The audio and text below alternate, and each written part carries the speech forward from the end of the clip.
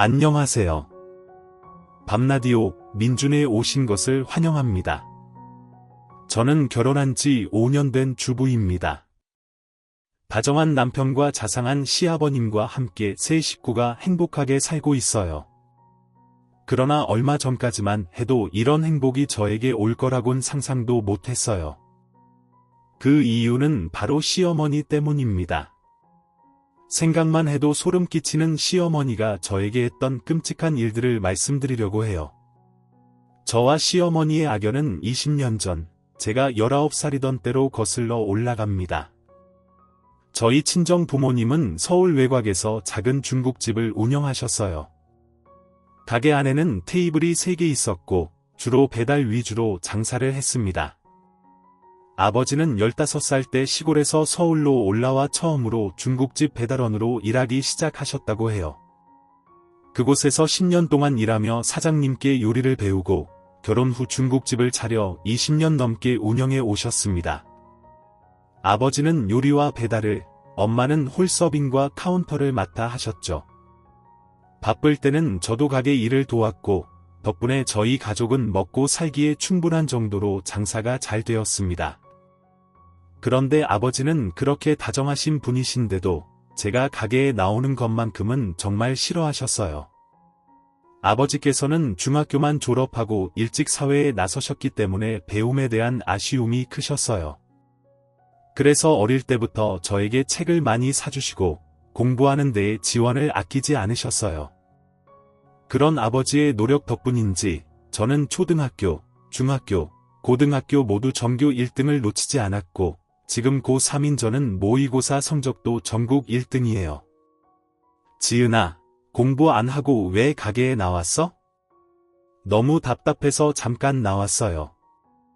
지금 바쁠 때잖아요. 점심시간만이라도 도울게요. 아빠보다는 엄마가 더 힘들잖아요. 서빙이 보통 일이 아니잖아요. 우리가 뭐가 힘들어? 공부하는 내가 훨씬 더 힘들지. 전국 1등이 아무나 하는 줄 아니? 너만 보면 아빠도 힘이 난다. 그런데 식당일 돕다가 다치기라도 하면 어쩌려고? 시험 때까지 항상 조심해야지. 아빠 소원 알지? 우리 딸 판사 되는 상상만 해도 얼마나 좋은지 몰라.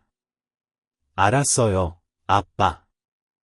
판사 딸 힘든 일 안 시킬 테니 걱정 마시고 얼른 요리하세요. 지금 주문이 밀렸잖아요. 저는 엄마를 도와 주문 전화를 받고 서빙을 도왔어요. 저희 가게 주변에는 공장이 많아서 평일, 주말 할 것 없이 점심때는 배달 주문이 많이 들어왔지만 아버지는 저를 법대에 보내려면 한 푼이라도 더 모아야 한다며 배달원을 따로 두지 않으셨어요. 요리와 배달을 동시에 하느라 한여름에는 땀으로 온몸이 젖을 정도로 힘드셨지만 단 한 번도 힘들다는 내색을 하지 않으셨어요. 중국집 딸이지만 저는 아빠가 만들어주신 짜장면을 아무리 먹어도 질리지 않고 너무 맛있었어요. 오후 3시가 되어야 비로소 점심을 먹을 수 있었습니다. 저는 거의 매일 짜장면을 먹었어요. 나는 식당 음식 냄새만 맡아도 질려서 못 먹겠는데 지은이는 정말 신기하구나. 어릴 때부터 아빠 짜장면을 그렇게 좋아하더니 지금도 여전히 짜장면 귀신이야. 그야 아빠가 만든 짜장면은 다른 데랑은 달라요. 풍미가 깊고 맛이 진하잖아요. 전평생 아빠가 만든 짜장면만 먹고 살아도 괜찮을 것 같아요. 우리 지은이 때문에라도 아빠가 100살까지는 중국집 해야겠다. 그러던 어느 날 아빠는 공장에 배달을 갔다가 직원들 간의 대화를 엿듣게 되었어요.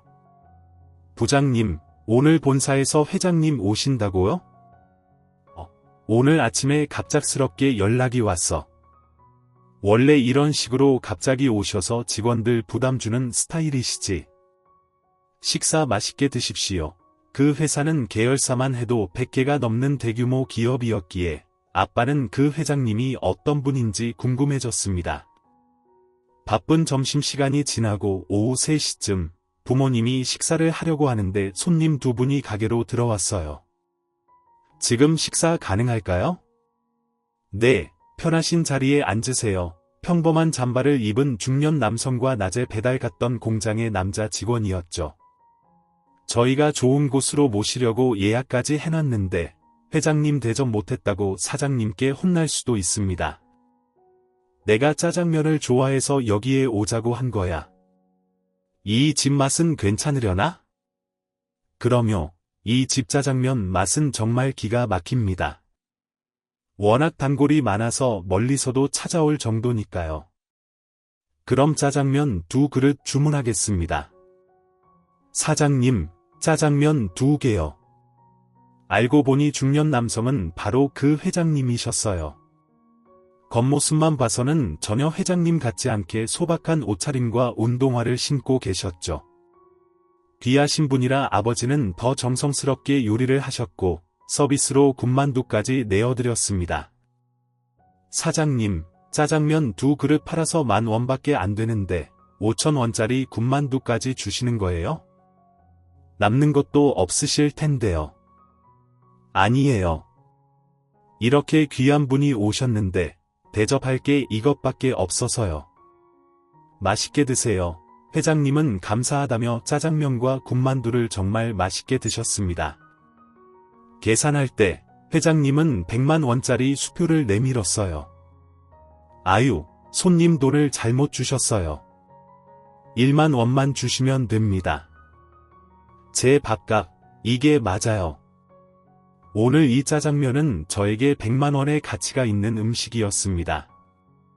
이렇게 맛있는 음식을 먹게 해주셔서 감사드립니다. 아버지가 돈을 돌려드리려 했지만 회장님은 뿌리치며 쿨하게 가게를 나가셨어요. 며칠 후 회장님이 다시 가게를 찾아오셨습니다. 아유, 회장님 아니세요? 사장님, 저 짜장면 또 먹고 싶어서 왔습니다. 며칠 동안 이 맛을 잊을 수가 없었어요. 1시간 반 정도 걸려왔더니 허기가 지네요. 빨리 짜장면 주세요. 아, 네, 바로 만들어 드리겠습니다. 그날 이후로 회장님은 일주일에 한두 번씩 가게를 찾아와 식사를 하고 가셨습니다. 회장님이 오는 날이면 지나가던 사람들이 모두 시선을 고정했어요. 그도 그럴 것이 가게 앞에는 경호원 2명과 운전기사가 탄 고급 세단이 서 있었으니까요. 그렇게 회장님은 어느새 단골이 되었고 아버지와도 꽤나 가까워졌습니다. 2달이 지난 어느 날 아버지는 오토바이로 배달을 하던 중 횡단보도에서 신호를 기다리고 있었습니다. 건너편에 회장님이 탄 세단이 보이자 아버지는 반가운 마음에 고개를 끄덕이며 인사를 건넸어요. 회장님도 창밖으로 손을 흔들며 인사를 받아주셨습니다. 하지만 신호가 바뀌는 순간 회장님이 탄 차가 갑자기 속도를 내며 아버지가 타고 있던 오토바이를 덮쳐버렸습니다. 아버지가 손에 들고 있던 배달통은 도로 위로 나뒹굴었고 아버지는 그 자리에서 돌아가셨습니다.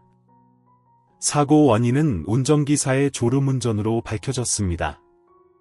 사고 소식을 듣고 병원에 달려갔을 때 아버지의 몸 위에는 흰 천이 덮여 있었습니다. 엄마와 저는 그 자리에서 오열하며 바닥에 주저앉았습니다. 그때 회장님이 들어오시더니 죄송합니다. 어떤 말로도 2분께 용서받을 수 없다는 걸 압니다. 어떤 죗값이라도 치를 각오가 되어 있습니다. 라며 고개를 숙이셨어요. 우리 아빠 살려내요. 회장이면 다예요? 불쌍한 우리 아빠. 나 판사 되는 거 보셔야 하는데 지금 이게 뭐예요? 저는 그 순간 분노에 휩싸여 회장님께 막말을 쏟아냈습니다. 우리 아빠를 죽인 살인자와는 1분 1초도 마주하고 싶지 않으니까 당장 나가세요. 회장님은 죄책감에 시달리며 장례 비용을 전부 부담하셨고 어떻게 저희 집을 알아내셨는지 수시로 찾아오셨습니다. 경호원의 양손에는 늘 선물이 가득했어요. 사모님, 제가 사죄드릴 수 있게 문을 열어주세요. 하지만 엄마는 바가지에 소금을 담아 대문을 열고 회장님 얼굴에 퍼부었습니다. 오지 말라고 했잖아요. 왜 자꾸 오시는 거예요? 당신 얼굴만 봐도 재수가 없으니까 한 번만 더 오면 소금이 아니라 경찰에 신고할 거예요. 에이, 재수 없어. 하루는 학교를 마치고 나오는데 교문 앞에 검정 세단이 서 있었습니다. 차 문이 열리더니 회장님이 나오셔서 저에게 봉투를 건네셨어요. 이게 뭐예요? 알아보니까 지은 양이 지금 고3이더라고. 시험 잘 보라고 대학 등록금을 준비했어. 저는 봉투를 회장님께 던지며 말했어요. 어떻게 회장님은 본인밖에 모르세요? 이런 거 주는 거 회장님 편하자고 그러는 거잖아요. 저와 엄마가 얼마나 비참한지 생각이나 해보셨어요? 아빠 목숨 값을 저희가 돈으로 받으리라고 생각하신 거예요? 돈 많은 사람들은 정말 돈으로 모든 걸 해결하려고 하나 봐요. 제발 이제 돌아가세요. 정말 부탁드립니다. 그 말에 회장님은 깊은 한숨을 쉬며 말했어요. 그렇게 생각하셨다면 정말 미안합니다. 생전에 아버님이 만들어주신 짜장면을 먹으면 어렸을 때 돌아가신 어머니가 해주셨던 짜장면 맛이 떠올랐어요. 그래서 계속 찾아왔고 짜장면을 먹으며 어머니 생각에 잠기곤 했습니다. 우리 집은 너무 가난해서 짜장면 한 그릇 사 먹을 형편도 안 되었거든요. 어머니는 폐렴에 걸리셨지만 병원비가 없어서 치료도 받지 못하고 돌아가셨어요. 만약 우리 집이 가난하지 않았다면 어머니가 돌아가시지 않았을 텐데 그렇게 고생만 하시다가 떠나셨습니다. 어머니의 죽음은 평생 제 마음에 남은 짐입니다. 지은 양의 아버님께서는 제게 몇천억을 줘도 바꿀 수 없는 소중한 추억을 선물해 주셨어요. 그 감사한 마음으로 계속 찾아왔던 것입니다. 그 말을 듣고 회장님에 대한 제 분노는 서서히 사라졌습니다. 이 이야기를 엄마에게 전하자 엄마의 마음도 조금씩 누그러졌습니다. 결국 저와 엄마는 회장님은 용서하기로 했습니다. 회장님, 어머니 생각나실 때마다 저희 집에 오셔서 짜장면 드세요. 아빠의 손맛은 나지 않겠지만 제가 아빠에게 배운 레시피로 비슷하게는 만들어 드릴 수 있어요. 제가 해드릴게요. 그래, 지은 양이 공부만 잘하는 줄 알았더니 요리도 잘하는구먼. 자주 온다고 구박하지 마세요. 아버지가 안 계시니 가게를 폐업하려고 했지만 단골들이 극구 반대하며 가게를 계속 운영하라고 격려해 주셨어요. 엄마는 직원을 고용해 가게를 계속 운영하셨고 저는 대입 시험을 준비하게 되었습니다. 그때 회장님이 제 능력을 아까워하시며 외국 유학을 권하셨어요. 모든 학비와 생활비를 전부 부담해 주신다고 하셨습니다. 저는 영국의 법대로 진학했고 모스쿨 졸업 후 한국으로 돌아왔습니다. 그리고 회장님은 저를 회사의 고문 변호사로 채용해 주셨습니다. 회장님은 마치 친아버지처럼 저를 잘 챙겨주셨어요. 제가 회사 법무팀에서 첫 출근을 하던 날, 안녕하세요. 이번에 새로 입사한 박지은 변호사입니다. 잘 부탁드립니다. 예, 반갑습니다. 저는 법무팀 팀장을 맡고 있는 송현우 변호사입니다. 박 변호사 얘기 들었습니다. 영국에서 로스쿨을 나오셨다면서요? 대단하세요. 천재신데요. 아니에요. 과찬이십니다. 남들보다 조금 더 노력한 것뿐이에요. 최고 인재를 모셨으니 잘 부탁드립니다. 팀장님은 인상이 서글서글하고 세심하게 저를 잘 챙겨주셨습니다. 출근한 지 며칠 되지 않아 대형 소송건을 맡게 되었고 팀장님과 저는 계속 야근을 해야만 했습니다. 박 변호사, 피곤하지 않나요? 우리 진한 커피나 한 잔 마시고 올까요? 좋죠. 눈꺼풀이 자꾸 감겨서 정말 죽는 줄 알았어요. 얼른 이 사무실에서 탈출하고 싶네요. 밤 11시가 다 된 시간, 팀장님과 이런저런 얘기를 나누며 24시간 영업하는 카페에 도착했습니다. 걸으면서 저는 자연스럽게 돌아가신 아버지의 소원이 제가 판사가 되는 거라서 법대를 가게 되었고, 유학비를 모두 지원해주신 은인 덕분에 제 인생이 이렇게 잘 풀렸다고 이야기했습니다. 팀장님은 미소를 띠며 제 이야기를 차분하게 들어주셨습니다. 그 소송건으로 낮에도 팀장님과 함께 다니는 일이 많아지면서 우리는 더 친밀해졌습니다. 입사 후 첫 업무를 성공적으로 마치고 상사들의 칭찬을 받으며 저는 회사에서 인정받고 있었고 더 좋은 일들이 생겨나고 있었습니다. 저를 많이 챙겨주시던 팀장님에게 마음이 열리면서 저희는 연인 사이로 발전했습니다. 회사에서는 아무도 저희가 사귀는 걸 모르게 하려고 비밀리에 연애를 했어요. 회의 중에 옆자리에 앉으면 몰래 손을 잡기도 하고 보고 싶을 때는 비상구 계단에서 만나기도 했습니다. 연애가 깊어지면서 자연스럽게 결혼 이야기가 나왔고 양가 부모님께 인사를 드리기로 했습니다. 그러고 보니 오빠, 아버님은 무슨 일을 하시는지 물어본 적이 없네. 아, 우리 아버지 지금 인사드리러 갈래? 지금? 옷도 그렇고 준비도 안 했는데 갑자기 가도 괜찮을까? 나만 따라와. 어리둥절한 채로 저는 남자친구를 따라갔습니다. 그런데 건물 밖으로 나가는 게 아니라 엘리베이터를 타고 위로 올라가는 거예요. 왜 그러지? 의아한 마음으로 따라가다가 멈춰선 남자친구를 보고 저는 깜짝 놀랐습니다. 문을 열고 들어가니 회장님이 계셨습니다. 어서 와, 지은 양, 많이 놀랐지? 내가 현우 아버지야. 네? 회장님이 팀장님 아버님이셨다고요? 아니, 이게 무슨 일이에요? 미리 얘기 안 해서 미안해. 난 처음부터 너를 알고 있었어. 아버지가 내 얘기를 많이 하셨거든. 아버지가 너희 아버님에 대한 숙제로 너 영국 유학도 보내주시고 회사에 입사하게 해주신 것도 다 알고 있었어. 그래도 이렇게 두 사람이 사귀게 될 줄은 전혀 몰랐어. 너무 잘 됐어. 참, 아버지, 오늘 제가 찾아온 건 저희 두 사람 결혼 허락받으려고 온 겁니다. 당연히 허락하지. 이제 지은 양이 내 며느리가 되는구나. 잘 됐어. 저도 회장님이 제 시아버님이 될 줄은 전혀 몰랐지만 이렇게 인연이 되니 정말 좋아요. 저희 집에 베풀어 주신 은혜를 몇 배로 갚으며 잘 살겠습니다. 그런 말 나온 김에 너희 어머니께도 인사를 드려야 하니 식사 약속을 잡았구나. 어머니요? 어머니는 나중에 저희 결혼 날짜 잡으면 알려드려도 되지 않을까요? 이 녀석이 너 언제까지 네 엄마와 거리를 둘 셈이야? 제가 어머니한테 왜 그러는지는 아버지가 더 잘 아시잖아요. 지은아, 가자. 팀장님은 얼굴이 굳어지며 제 손을 끌고 문을 나섰습니다.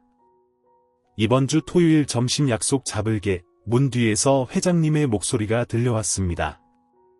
왜 팀장님이 어머니 얘기에 민감한지 묻고 싶었지만 사무실에 돌아온 후 한마디도 안 하고 표정이 굳어 있어서 가만히 있을 수밖에 없었어요.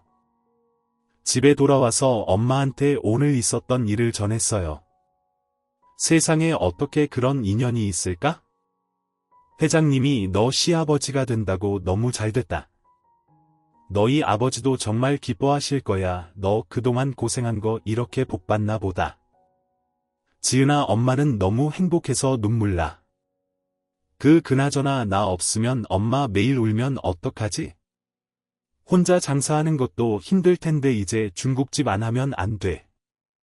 매일 가게 나오면 구석구석 너희 아빠의 흔적이 있어서 그 추억만으로도 엄만 행복해.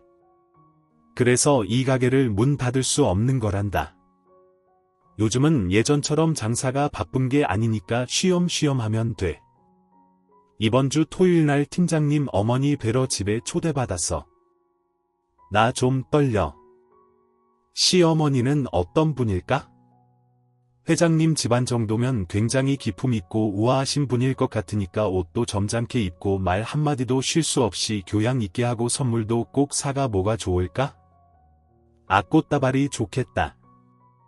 엄마가 더 신이 나셨어. 그렇게 엄마의 조언을 받으며 드디어 주말이 되었습니다. 저는 얼마 전에 산 원피스를 입고 꽃다발을 준비하고 팀장님 집으로 갔습니다. 팀장님 집은 꽤 넓은 잔디가 깔린 4층짜리 대저택이었어요. 마당에는 분수대와 수영장, 정원이 잘 꾸며져 있었습니다. 팀장님이 저를 데리고 집 안으로 들어갔고 회장님과 시어머님이 절 반갑게 맞아주셨어요. 어서 와, 내가 현우 애미 되는 사람이에요. 지은 씨라고 했죠. 처음 뵙겠습니다. 그리고 말씀 편하게 하세요. 그래요. 차츰 친해지면 그러죠. 얼른 들어와요. 지은 씨가 뭐 좋아할지 몰라서 내가 알아서 준비했는데 입맛에 맞을지 모르겠네. 우아한 홈드레스를 입은 시어머니는 미소 띤 얼굴에 교양 있는 말투가 참 좋으신 분 같다는 생각이 들었어요. 식사하는 내내 시어머니는 제 밥그릇에 음식을 얹어주시며 자상하게 챙겨주셨어요. 그런데 유독 팀장님만 표정이 굳어 있더라고요. 우리 세아가 온다고 당신이 이랬었구려. 인류 호텔 요리 같아. 어머니 요리 솜씨야 예전부터 알아줬죠. 저희 집에 처음 왔을 때도 매일 호텔 요리로 저희 아버지 눈에 들려고 그렇게 쇼를 한 거잖아요. 당장 입 다물지 못해. 지금 세가 앞에서 그게 할 소리야. 더 이상 밥 먹을 기분이 아니네요. 지은아, 내 방 구경시켜줄게. 올라가자. 전 아무 영문도 모른 채 나와야만 했습니다. 2층에 있는 팀장님 방으로 가서 저는 무슨 일인지 물었습니다. 오빠, 아까 그게 무슨 말이야? 어머님이 어떻게 했다는 거야? 지금 어머니 사실 내 계모야. 날 낳아주신 친어머니는 내가 초등학생일 때 돌아가셨어. 그리고 새어머니는 나 어릴 때부터 우리 집에서 일하던 가정부야. 어머님이 가정부였다고. 그리고 팀장님은 예전 이야기를 해줍니다. 계모가 이 집에 들어왔을 때 20대로 나이는 어리지만 집안일도 잘하고 싹싹해서 팀장님 어머님이 동생처럼 아껴줬다고 합니다. 예쁜 옷도 사서 주고 맛있는 간식도 사주며 언니 동생 할 정도로 각별했습니다. 그러던 어느 날 부엌에서 통화하는 걸 우연히 듣게 되었어요. 아씨, 좀 기다려.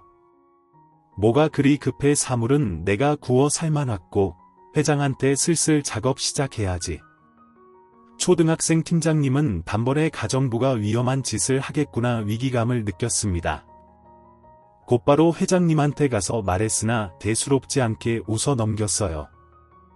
그러다 며칠 후 팀장님 어머니는 모임이 있어서 나갔고 회장님이 술에 잔뜩 취한 채 들어왔어요. 이 순간을 기다린 계모는 회장님께 수면제를 탄 음료수를 먹이고 고아 떨어진 회장님은 업고 안방 침대에 눕혔어요. 그리고는 회장님 옷을 벗기고 자신도 옷을 벗은 후 회장님 옆에 누워서 휴대폰으로 웃으며 셀카 사진을 찍은 뒤 자는 척 누워 있었습니다. 얼마 후 팀장님 어머니가 집에 돌아왔고 방문을 여는 순간 충격을 받고 바닥에 풀썩 주저앉았습니다. 지금 이게 뭐 하는 짓이야? 너 우리 그이랑 지금 뭐 하는 거야?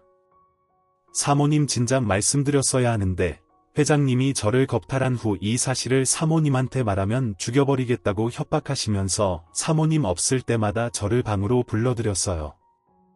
저는 반항하고 이러시면 안 된다고 했지만 소용없었어요. 사모님 정말 죽을 죄를 지었습니다. 회장님은 자고 있어서 이런 상황을 전혀 모릅니다. 팀장님도 놀라서 들어왔고 팀장님 어머님은 찬물을 가져와서 회장님 얼굴에 부어 겨우 잠을 깨웠습니다.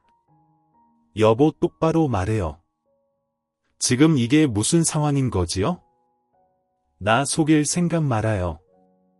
바른대로 말하면 나 용서해 줄게요. 여기 어디야?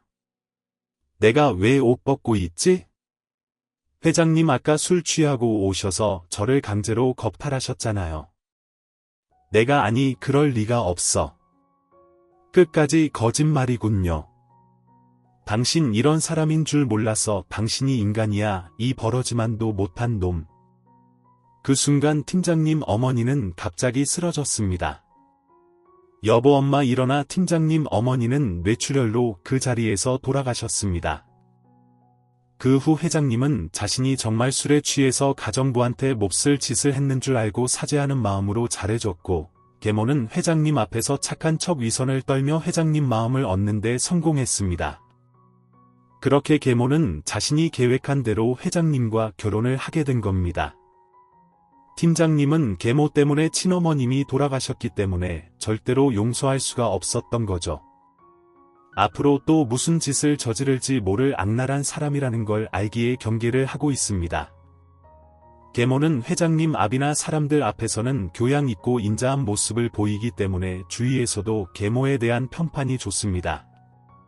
오히려 계모에게 삐딱하게 구는 팀장님만 미운오리 새끼가 된 거고요. 팀장님의 얘기를 듣고 저는 혼란스러웠습니다. 사실 팀장님이 한 말을 다 믿을 수 없었어요.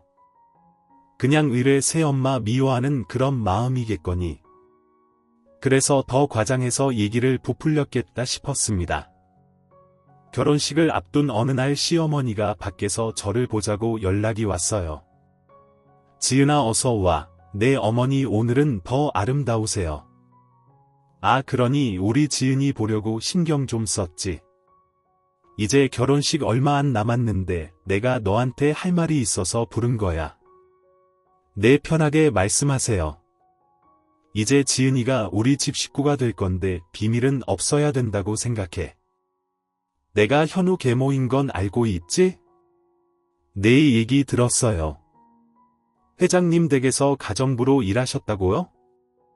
맞아 사모님이 평소 지병이 있으셔서 내가 병간호도 해드렸는데 병으로 돌아가셨지 현우가 너무 충격을 받았는지 이상한 얘기를 꾸며서 주위에 하고 다니는 거야.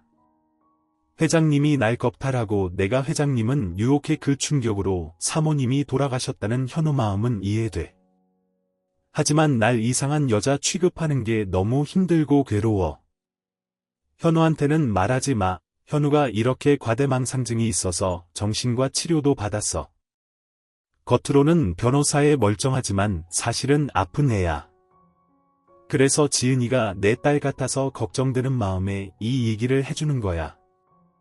지은이처럼 똑똑하고 훌륭한 변호사가 좋은 남자 만나야 되는데 현우랑 결혼하면 불행해질 게 뻔해서 그냥 모른 채 할 수가 없었어. 지금이라도 현우와 헤어지는 게 지은이의 앞날을 위해서라도 좋아. 팀장님이 정신병이 있다는 얘기에 어리둥절했습니다. 전혀 그런 걸 느낄 수 없었기에 혼란스러웠습니다. 그래도 시어머니가 진심으로 절 걱정하며 오죽하면 결혼하지 말라고 하실까 고맙다는 생각도 했습니다. 하지만 저는 팀장님을 너무 사랑하기에 헤어질 수 없다고 정중하게 말씀드렸어요. 그랬더니 시어머니 표정이 싸늘하게 변하더니 계속 저한테 헤어지라고 설득했어요. 그게 이해가 안 되었어요. 서실은 시댁에 간 날 2층 팀장님 방에서 얘기하는 소리를 문 밖에서 시어머니가 들었고 자신의 실체가 탄로날까봐 거짓말로 팀장님을 모함하려는 거였습니다. 저는 그 당시에는 그 사실을 전혀 몰랐어요. 결혼식은 예정대로 진행되었고 저희 부부는 2층에서 신혼생활을 시작했습니다. 집에는 가정부가 있어서 저는 살림에 신경 쓰지 말고 일에 집중하라고 시아버님이 배려를 많이 해주셨어요. 남편은 시어머니에 대해 안 좋게 얘기했지만 같이 살면서 전혀 시어머니한테 이상한 점을 느낄 수 없었습니다. 너무 자상하시고 잘해주셔서 이렇게 행복해도 되나 싶을 정도였으니까요. 하루는 시어머님이 전화와서 결혼 선물을 사주시겠다며 퇴근 후에 백화점에서 보자고 합니다. 약속 시간에 맞춰 저는 백화점에 도착해 어머니를 기다렸어요. 그때 전화가 걸려왔습니다. 지은아 어떡하니? 내가 갑자기 볼 일이 생겨서 백화점에 못 갈 것 같아 대신 내가 너 선물 주려고 매장에 미리 얘기는 해놨으니까 거기 가서 물건 받고 우선 너 카드로 결제해. 그럼 내가 바로 송금해 줄게. 미안하네. 선물 사준다고 해놓고 못 가서 말이야 아니에요. 어머니 이렇게 비싼 걸 언제 준비하셨어요? 감사합니다. 저는 어머니가 알려준 명품 브랜드 매장으로 가서 옷과 가방, 구두까지 최고급 명품을 예약해놨더라고요. 가격만 2천만 원이더라고요. 내 돈으로는 절대 살 일이 없겠지만 어머님이 주신 선물이니 저는 카드로 결제했어요. 근데 그 순간 매장에 시어머니와 시아버님이 들어오시는 거예요. 어머 지은아 여기 무슨 일이니? 아 쇼핑하러 왔구나. 명품을 2천만 원어치나 샀어? 네, 아니 그게 아니고 전 너무 당혹스러워서 말이 잘 안 나왔어요. 부모님이 중국집하며 그렇게 힘들게 널 키웠는데 이렇게 사채를 부리며 살았다니 너한테 실망이구나. 아버님 사실은 어머님이 지은아 아버님 지금 기분이 안 좋으시니 우리 먼저 갈게. 집에서 보자. 그렇게 시어머니는 내 말을 가로막고 시아버님을 부축하며 가버리셨어요. 아니 본인이 명품 선물 사준다고 해놓고 왜 이상한 쇼를 하는 거지? 너무 의아했어요. 다음날 아침 일찍 시어머니한테 어제 왜 그랬냐고 물었어요. 어머니 선물 사주겠다고 백화점에 오라 해놓고 일이 생겨서 못 오신다고 해놓고 갑자기 시아버님과 오셔서 날마치 명품에 미친 사치 부리는 여자처럼 얘기하셨는데 왜 그러신 거예요? 아버지가 급한 일 생겼다고 나 불러서 갔는데 백화점 가서 선물 사주신다지 뭐야? 그래서 간 거고 너 선물은 나도 이상해. 내가 그 매장에 얘기한 건 지갑 한 개였거든. 너가 워낙 알뜰해서 명품 지갑 하나 정도는 선물해줘야겠다 싶어서 그건 50만 원도 안 하거든. 그런데 너가 옷이며 가방, 쇼핑백을 한가득 들고 있는데 나도 놀랐어. 너가 사고 싶어서 산 줄 알았지 아니에요. 그 점원이 어머님이 다 예약한 거라고 해서 결제한 거예요. 아유 저런 뭔가 착오가 생겼나 보네.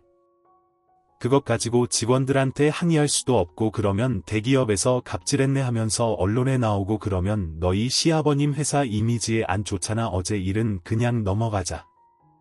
시어머니는 내가 더 이상 의구심을 가질 수 없게 교묘하게 상황을 피해 가시는 게 너무 찜찜하고 마음이 안 좋았어요.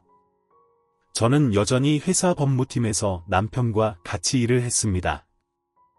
회사에서는 철저하게 팀장님과 부하 직원으로 사무적인 관계로 지냈습니다. 남편 성격이 공과 사는 확실히 구분하는 걸 좋아해서 저도 회사에서는 깍듯이 팀장님으로 대했습니다. 어느 날 낮에 근무하는데 저한테 꽃다발이 배달되었어요.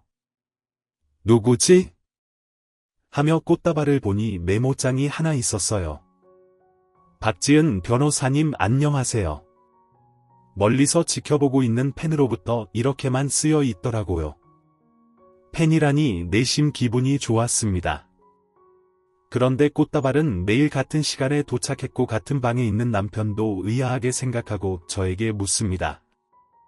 누구길래 이렇게 매일 꽃다발을 줘? 박변 짝사랑하는 남자라도 있는 거 아니야? 아니에요. 팀장님 저도 누군지 몰라요. 그냥 펜이라고만 메모에 적혀 있어서요. 남편은 농담처럼 얘기했지만 당연히 신경이 쓰일 수밖에요. 그러던 어느 날 남편은 거래처 사람과 저녁 약속이 있어서 먼저 퇴근하고 저 혼자 퇴근하는데 회사 건물 앞에서 한 남자가 꽃다발을 들고 저에게 다가왔습니다. 누구세요? 제 앞을 가로막은 사람은 키가 180cm 정도 되는 호리호리한 몸매의 명품 슈트를 입은 잘생긴 남자였어요. 안녕하세요. 제가 매일 꽃다발을 보낸 팬입니다. 아, 그러세요? 너무 감사해요.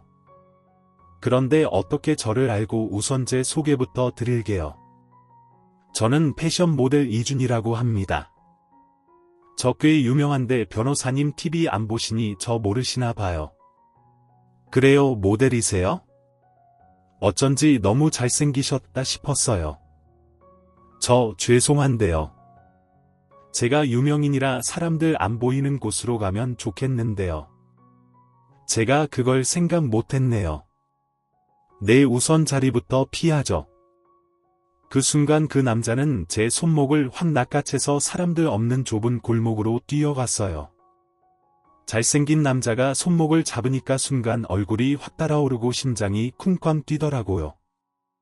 그렇게 좁은 골목으로 들어갔는데 사람들이 너무 많고 자전거와 오토바이가 지나가서 위험해 보였어요. 이때 오토바이 한 대가 제 옆을 지나갔고 남자는 제 어깨를 감싸며 저를 자기 쪽으로 당겼는데 반동으로 저는 남자 품에 안겨버렸어요. 저희는 서로 머쓱해서 웃기만 했습니다. 남자는 저한테 팬으로서 같이 밥 한번 먹고 싶다며 저녁 식사를 제안했고 남자가 예약한 고급 레스토랑으로 가서 저녁을 같이 먹었어요. 오늘 처음 봤는데 남자는 제게 장난도 치고 와인 마시면서 많은 얘기를 나눴어요. 서로 취미도 비슷하고 성격도 비슷하더라고요. 와인이 거나하게 취한 상태로 이제 집으로 가려는데 남자가 저한테 줄 게 있다면서 자기가 지금 호텔에 머물고 있어서 같이 가자고 합니다. 처음 보는 남자와 호텔방에 간다는 게 깨름직했는데 다행히 그 남자가 주의 시선도 하니까 자기가 먼저 방에 들어가 있을 테니 나중에 혼자 올라오라고 합니다. 그렇게 우리는 호텔에 같이 들어갔고 남자가 먼저 엘리베이터 타고 올라가고 저는 한참 후에 올라갔습니다. 알려준 호스의 방문을 열어서 들어갔어요. 남자는 구두가 든 쇼핑백을 주며 이번에 본인이 촬영한 광고주가 준 명품 구두인데 저한테 주고 싶었다고 건넵니다. 그러면서 사실 그동안 저를 이성으로 좋아하고 있었다고 고백합니다. 갑작스러운 고백에 당황해서 기분 안 나쁘게 얘기하고 그 방을 나오려는데 스킨십을 시도하려고 해서 저는 뺨을 때리고 화를 내면서 방을 뛰어나왔습니다. 며칠 후 회사에 출근해 복도를 걸어가는데 지나가는 직원들이 저를 보며 수근수근 대더라고요. 제 자리에 와서 컴퓨터를 켜서 일을 하려는데 옆자리에 있는 동료가 "박 큰일 났어. 얼른 회사 단체방 들어가 봐. 아유 일을 어째?" 저는 전 직원이 같이 쓰는 단체 메신저 방을 확인하고 깜짝 놀라고 말았습니다. 제가 모델 남자와 함께 있었던 사진들이 올라와 있었던 겁니다. 남자가 회사 건물 앞에서 저한테 꽃다발 주는 사진, 제 손목을 잡고 급하게 뛰어가는 사진, 좁은 골목에서 제가 남자 품에 안긴 사진, 제가 호텔 엘리베이터를 타는 사진, 호텔방에 들어가는 사진이었어요. 아니야 이거 오해야. 이 사람이랑 아무 사이도 아니야. 그냥 선물 준다고 해서 호텔 간 거고. 저는 머리가 새하얘졌습니다. 얼른 남자한테 전화를 했지만 없는 전화번호라는 ARS 목소리만 들립니다. 순간 뭐가 잘못됐다는 직감이 들었습니다. 시아버님이 전화하셔서 저를 방으로 부르셨어요. 방에는 남편도 같이 있었습니다. 두 사람은 굳은 표정으로 겨우 화를 억누르고 있었습니다. "이 사진들 사실이냐?" "아버님 그 남자랑 절대 그런 사이 아니에요. 그날 처음 본 사람이에요. 사진이 오해할 수 있게 그렇게 찍힌 것 같아요.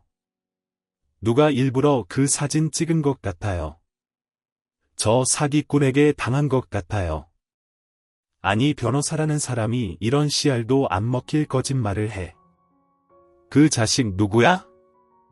언제부터 만난 거야?" "여보 아니라니까 나 당한 거라고. 그 매일 꽃다발 보내준 팬이라는 사람이 그 남자였어." "애미야 구차한 변명 듣고 싶지 않다. 내가 사람을 잘못 봤나 보다. 우리 며느리 똑똑하고 반듯한 사람인 줄 알았는데 명품 중독자에 결혼한 지 얼마 됐다고 바람까지 펴고 우리 집안에 먹칠을 해도 유분수지. 당장 이혼해." 저는 울면서 억울하다고 했지만 시아버님과 남편은 싸늘하게 절 쳐다보기만 했습니다. 그날 밤 시아버님은 이혼 서류를 저한테 주시며 도장을 찍으라고 합니다. 옆에 있던 시어머니가 한마디 합니다. "어쩌니? 너 구속 안 시킨 것만 해도 다행으로 생각해. 어떻게 새 신부가 바람을 필 수가 있어. 잘생긴 모델이니까 눈이 확 돌아갔겠지. 내 어머니 지금 모델이라고 하셨어요. 저 아버님 남편 그 누구한테도 그 남자가 모델이라고 말한 적 없는데요." "어머니가 어떻게 하셨어요?" "아 그거 사진 보니까 키도 멀끔하게 크고 잘생겨서 모델 같아. 그런 의미로 말한 거지." 옆에 있던 남편이 당황하는 시어머니를 뚫어져라 쳐다봅니다. 그런데 시아버님 안색이 계속 안 좋으시더니 자리에서 일어서는 순간 갑자기 쓰러졌습니다. "여보 왜 이래요?" 아버지 바로 119에 신고해서 응급실로 이송되었습니다. 남편과 저는 혹시 아버님이 잘못되실까봐 의식 없으신 시아버님 곁을 지키며 눈물만 흘렸습니다. 다행히 아버님은 정신이 드셨고 의사는 아버님이 뇌종양이라고 합니다. 지금은 안정이 필요한 상태라 입원하면서 치료받다가 곧 수술을 해야 한다고 합니다. 남편은 제 얼굴을 보는 게 불편하다고 합니다. 여보, 당신 나 보는 거 불편한 거 아는데 지금은 아버님 회복에만 신경 쓰자. 그리고 우리 일은 그 이후에 해결하자. 당신은 회사 나가야 되니까 내가 아버님 간호하게 허락해줘. 남편은 탐탁지 않아 했지만 아버님 회복할 때까지만 이 집며느리로서 도리를 하도록 허락했습니다. 시아버님은 뇌종양으로 수술을 받은 후 가족들 얼굴도 잘 몰라보고 어쩔 때는 엉뚱한 소리도 하고 정신이 온전치 않았습니다. 말이 어눌하셔서 말을 하실 때는 입에 귀를 대고 들어야 겨우 들릴 정도였어요. 그리고 제가 남자와 바람이 나서 이혼하라고 하신 것도 전혀 모르셨습니다. 평소처럼 저에게 따뜻하게 대해주셨어요. 야, 난 너희 아버지의 줄짜장면 먹고 싶어. 네, 회장님, 제가 짜장면 맛있게 만들어서 드릴게요. 시아버님은 저를 19살에 만난 소녀로만 기억하고 계셨어요. 저는 그때 회장님이 그렇게 좋아하시던 짜장면을 만들어서 가져왔어요. 역시 이 집 짜장면 맛을 잊을 수 없어. 아버님은 어디 가고 지은 양이 오늘 만들었어. 아빠는 오늘 배달 주문이 많아서 배달 갔어요. 맛있게 많이 드세요. 회장님. 저는 기억이 없는 시아버님을 보니 너무 가슴이 미어져서 계속 눈물이 났어요. 저는 밤새 지극정성으로 시아버님을 간호했고 시어머니는 저를 못마땅히 했어요. 왜 하필 이혼 도장 찍으려고 할 때 쓰러질 게 뭐람? 너 지금 시아버지가 정신이 오락가락해서 너가 못된 년이라는 거 모르고 있어서 옆에 두는 거지. 정신 돌아오면 너 당장 이혼 도장 찍어. 네, 걱정 마세요. 제가 아무리 억울하다고 말해봐야 아무 소용없고 저도 지치네요. 아버님 건강 회복하는 거 보면 저 남편과 헤어질게요. 시어머니는 웃음을 짓습니다. 아가, 너 집에 가고 싶어. 방금 전까지 절 못 알아보더니 이제 또 정신이 돌아온 것 같아요. 아버님, 조금만 참으세요. 수술하신 지 얼마 안 돼서 병원에서 회복하시면 집에 모셔갈게요. 지금은 맛있는 거 많이 먹고 잠 푹 잘 주무시고 편히 쉬셔야 돼요. 아버님이 주무시자 시어머니가 오늘 밤은 자기가 간호할 테니 저한테 자기 방에 가서 화장품들을 갖고 오라고 합니다. 저는 차를 타고 가서 시댁으로 들어갔습니다. 그리고 시부모님 방으로 들어가서 화장품을 챙기고 나왔습니다. 병원으로 와서 시어머니에게 드리고 저는 친정집으로 갔습니다. 이혼 얘기가 오고 가고 있어서 친정집에서 지내고 있거든요. 다음 날 아침 일찍부터 누가 찾아왔습니다. 누구세요? 박지은 씨 되시나요? 경찰입니다. 전 놀라서 현관문을 열었고 경찰 2명이 서 있었습니다. 박재은 씨, 지금부터 저희가 하는 말에 거짓 없이 말씀해 주셔야 됩니다. 어젯밤 11시경에 시댁에 가셨죠? 네, 시어머님이 병원에서 밤샌다고 화장품 갖고 오라고 하셔서 갔어요. 화장품 말고 금고 안에 있던 금 훔쳤잖아요. 무슨 금이요? 어디 숨겼어? 금두꺼비 10개가 없어졌다고 당신 시어머니가 경찰에 신고했어요. 그 집 CCTV를 확인해보니 그 시각 당신이 집에 들어가는 거 찍혔고 방 앞에 있는 CCTV에 당신이 검은 모자 푹 눌러쓰고 금괴 든 검정 가방 들고 나오는 게 다 찍혔어. 검정 가방이라뇨? 저는 화장품 몇 개 든 쇼핑백 하나 들고 나왔는데요. 그러더니 저희 친정집을 뒤지며 찾다가 차 어디에 주차해놨어요. 같이 가봅시다. 집 앞에 주차해 둔 제 차 트렁크를 열었어요. 그런데 그 안에 없어졌다던 금두꺼비 10개가 들어 있었습니다. 아니, 이게 왜 여기 있는 거예요? 저는 정말 모르는 일이에요. 경찰이 저에게 수갑을 채웠습니다. 당신을 절도죄로 긴급 체포합니다. 이 금두꺼비는 개당 5억짜리로 총 50억 정도 됩니다. 경찰서에 가서 전 조사를 받았고 시어머니와 남편이 급하게 뛰어서 왔습니다. 남편은 저를 보자마자 화를 내며 오라 내가 막장을 보여주는구나. 남자랑 바람피는 것도 모자라 이혼하면 둘이 잘 먹고 잘 살려고 우리 아버지 재산에 손을 대 유일해서 거지 새끼들은 거두면 안 된다더니 시아버지가 저렇게 쓰러졌는데 저러고 싶을까 저게 인간의 탈을 쓴 악마지 여보 어머니 저 아니에요. 제가 훔친 거 아니라고요.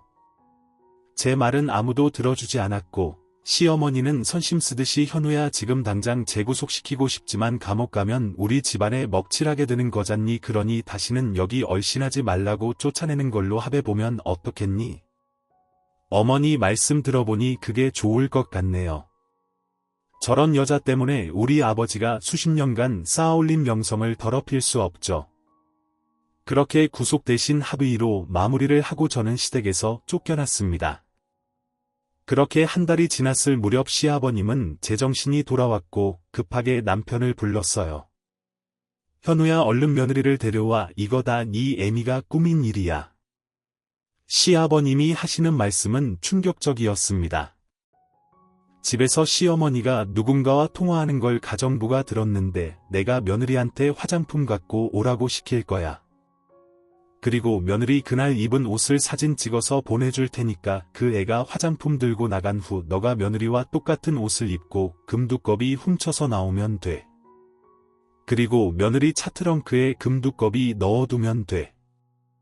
그리고 며느리한테 뒤집어 씌우고 이혼시키고 나면 그 애들 유산은 다 내 거라고 심상치 않음을 느낀 가정부는 전화통화 내용을 녹음해서 시아버님께 전달해 준 거였어요.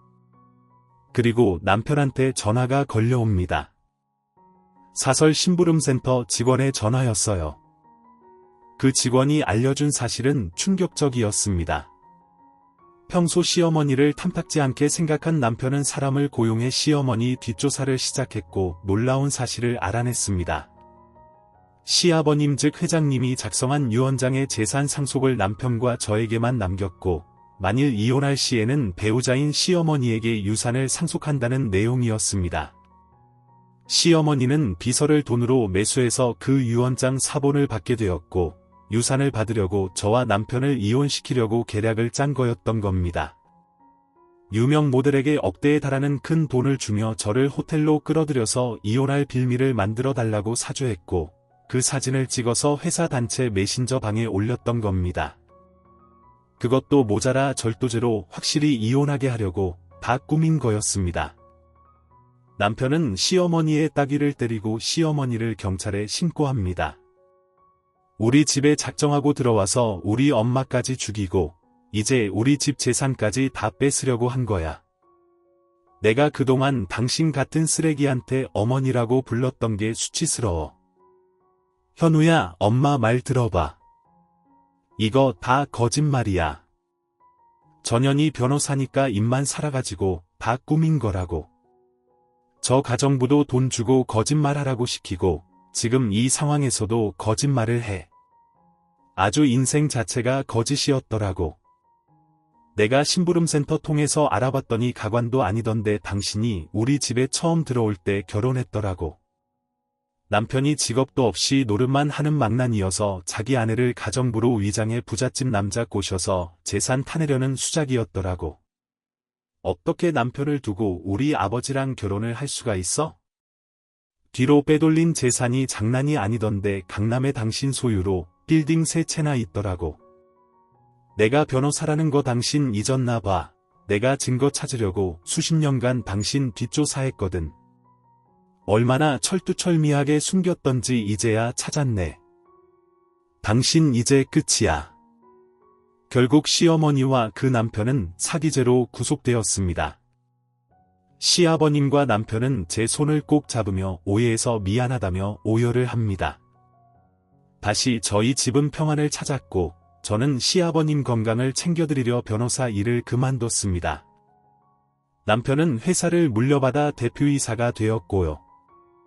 악독한 시어머니 때문에 나락으로 떨어질 뻔한 그때만 생각하면 아찔합니다. 그래도 저에 대한 믿음을 놓지 않았던 시아버님과 남편에게 감사하며 하루하루 행복하게 살아가고 있습니다. 긴 얘기 들어주셔서 감사합니다. 오늘 준비한 사연은 여기까지입니다.